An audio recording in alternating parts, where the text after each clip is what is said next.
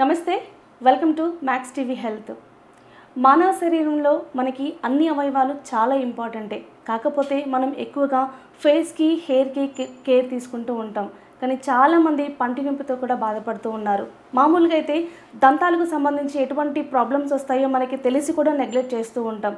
కాకపోతే దంతాలకు సంబంధించి ఎటువంటి ప్రాబ్లమ్స్ మనకి ఎక్కువగా రెగ్యులర్గా వస్తూ ఉంటాయి. రావడానికి గల కారణాలు ఏంటి, వస్తే కనుక మనకి హాస్పిటల్లో ఎటువంటి ట్రీట్మెంట్స్ అవైలబిలిటీ ఉన్నాయి. ఈ మధ్య కాలంలో చూస్తున్నాం క్యాప్స్ అని, అలాగే స్మైల్ డిజైనింగ్ అని, అలాగే రూట్ కెనాల్ మీద చాలా అవగాహన వచ్చినప్పటికీ కూడా బయటకు వచ్చేసరికి వీటికి ధర ఏ విధంగా ఉంటుంది, ఎవరెవరు చేయించుకోవాలనేది చాలా డౌట్స్ మన అందరిలో ఉన్నాయి. మరి ఇలాంటి డౌట్స్ని మనకి క్లారిఫై చేయడానికి ప్రజెంట్ మనం బంజారా హిల్స్లో ఉన్నటువంటి doctor Arya's multi speciality dental హాస్పిటల్లో ప్రజెంట్ మనం ఉన్నాం. మరి ఈ సమస్యల గురించి మనకి ఎక్స్ప్లెయిన్ చేయడానికి డాక్టర్ హేమంత్ కుమార్ ఎండిఎస్ గారు ఉన్నారు. సార్ వచ్చేసి మెయిన్గా స్మైల్ డిజైనింగ్ అలాగే రూట్ కెనాల్లో స్పెషలిస్ట్. మరి దంతాలకు సంబంధించి ఎటువంటి ప్రాబ్లమ్స్ ఉన్నాయో సార్ని అడిగి వాళ్ళు తెలుసుకుందాం. నమస్కారం సార్. నమస్తే అమ్మా. సార్, మనం ఎక్కువగా చూస్తూ ఉన్నాం దంతాలకు సంబంధించి పెయిన్స్ ఉన్నా ఏమున్నా కూడా చాలామంది నెగ్లెక్ట్ చేస్తూ ఉంటారు. అంటే మిగతా అవయవాలతో పోలిస్తే ఎక్కువగా కూడా మనం మెయిన్గా రూట్ కెనాల్ అనేది ఈ మధ్య చాలా వింటూ ఉన్నాం. మెయిన్గా రూట్ కెనాల్ అనేది ఎవరు చేయించుకోవాలి, ఎందుకు చేయించుకోవాలి? రూట్ కెనాల్ ట్రీట్మెంట్ అనేది సర్వసహజంగా అందరూ చేసుకునే ట్రీట్మెంటేనండి. రూట్ కెనాల్ ట్రీట్మెంట్ అంటే పేరులోనే ఉంది. పన్ను యొక్క వేరులో మనం చేసే ట్రీట్మెంట్ని రూట్ కెనాల్ ట్రీట్మెంట్ అంటాం. యూజువల్గా పన్నుకి 2 పార్ట్స్ ఉంటాయి, crown part, route part.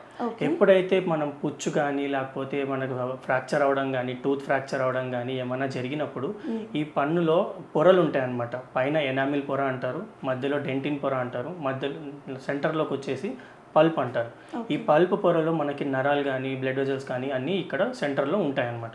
So ఎప్పుడైతే ఈ పుచ్చు అనేది ఈ సెంటర్ పార్ట్ని రీచ్ అయినప్పుడు అక్కడ ఇన్ఫెక్షన్ క్రియేట్ చేస్తుందో అండ్ అక్కడ క్రియేట్ చేసిన ఇన్ఫెక్షన్ కింద పన్ను వరకు స్ప్రెడ్ అవుతుందో, ఇప్పుడు స్ప్రెడ్ అయినప్పుడు మనం ఈ కెనాల్ మొత్తాన్ని కెనాల్ సిస్టమ్ ఈ పన్ను లోపల దీన్ని రూట్ కెనాల్ సిస్టమ్ అంటారు. ఈ కెనాల్ సిస్టమ్ని మొత్తాన్ని క్లీన్ చేసి ఫిల్ చేసి ఒక ట్రీట్మెంట్ అనేది చేయబడుతుంది. దాన్ని రూట్ కెనాల్ ట్రీట్మెంట్ అంటారు.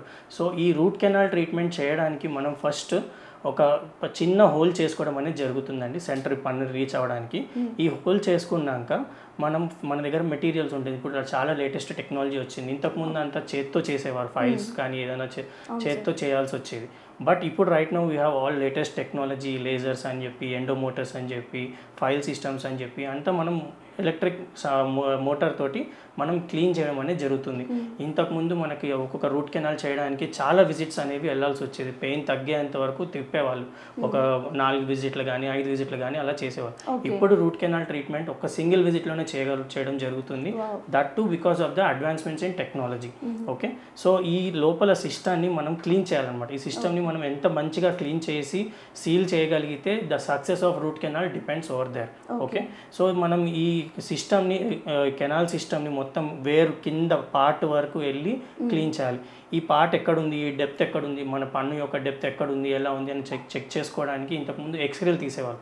సో మల్టిపుల్ ఎక్స్రేస్ తీయాల్సి వచ్చేది లేదు. బట్ ఇప్పుడు అపెక్స్ లొకేటర్స్ అని చెప్పి మనకు బోన్లో టూత్ బోన్లో ఏ డెప్త్ వరకు ఉందో మనకి తెలిసిపోతుంది అనమాట ఎక్స్రే తీయకుండానే.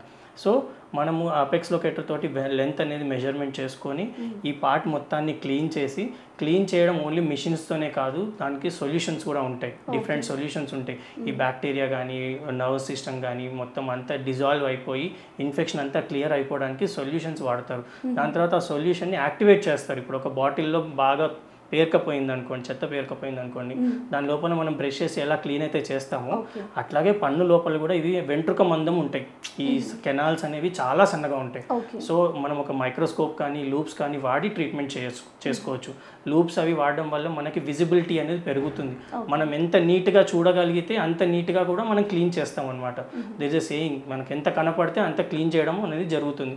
కనపడకుండా ఉన్న ఏరియాస్లో మనం క్లీన్ చేయలేము, ఎందుకంటే అక్కడ అసలు కెనాల్ ఉన్నట్టే తెలియదు. So most of the time loops వాడకపోతే కెనాల్స్ మిస్ అయ్యే ఛాన్సెస్ ఉంటాయి.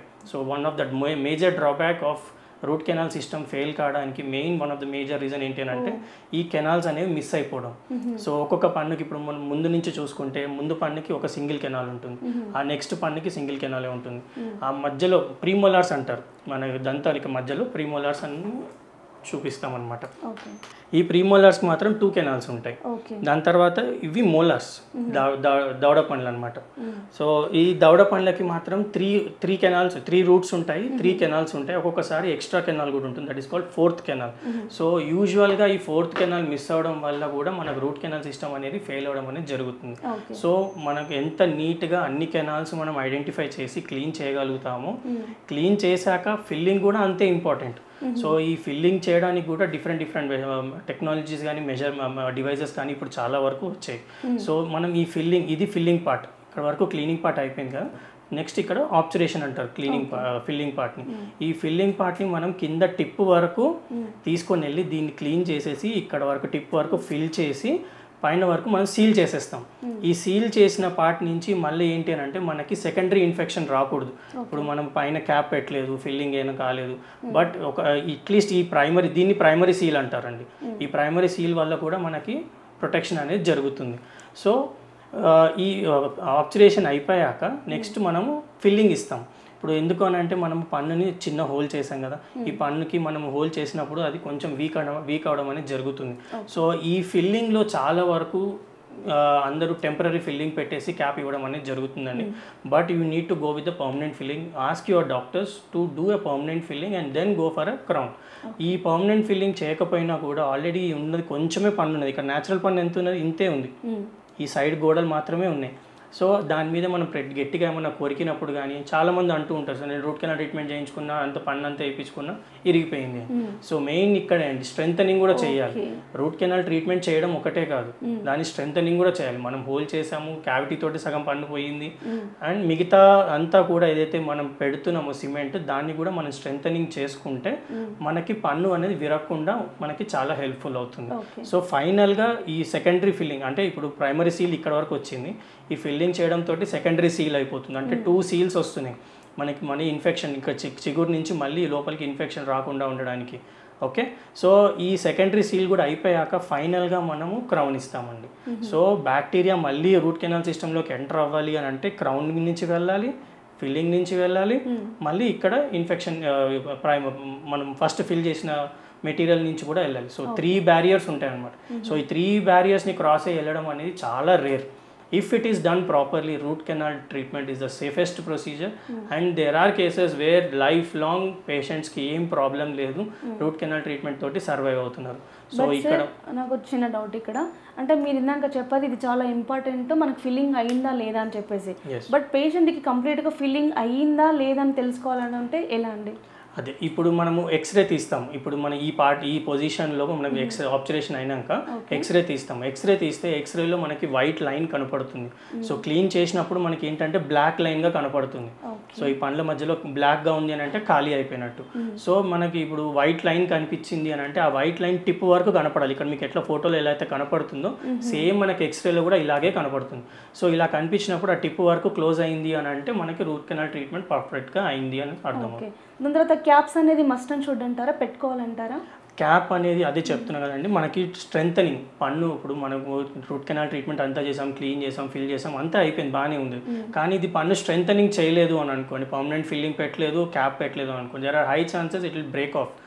చిన్న పీసెస్ కింద కట్ అయిపోయి పన్ను అనేది విరగడిపోవడం జరుగుతుంది. లాస్ట్కి మళ్ళీ మన దగ్గరకు వచ్చినప్పుడు అది ఎక్స్ట్రాక్షన్ చేయడానికి అవుతుంది అనమాట. సో మనం ముందే క్యాప్ కానీ వేసుకోవడం జరిగింది అని అనుకోండి, మనం కాపాడుకున్నట్లు అవుతుంది. Thank you so much sir. దంతాలు అందంగా కనిపించాలంటే ఎటువంటి జాగ్రత్తలు తీసుకోవాలి, అలాగే దంతాలకు వచ్చే సమస్యలకి మీ దగ్గర ఎటువంటి ట్రీట్మెంట్స్ అవైలబిలిటీ ఉన్నాయి, స్మైల్ డిజైనింగ్ ఎందుకు చేయించుకోవాలి, ఎవరు చేయించుకోవాలి మాకు తెలియజేశారు. Thank you so much. Thank you అండి, థ్యాంక్స్ ఎ లాట్.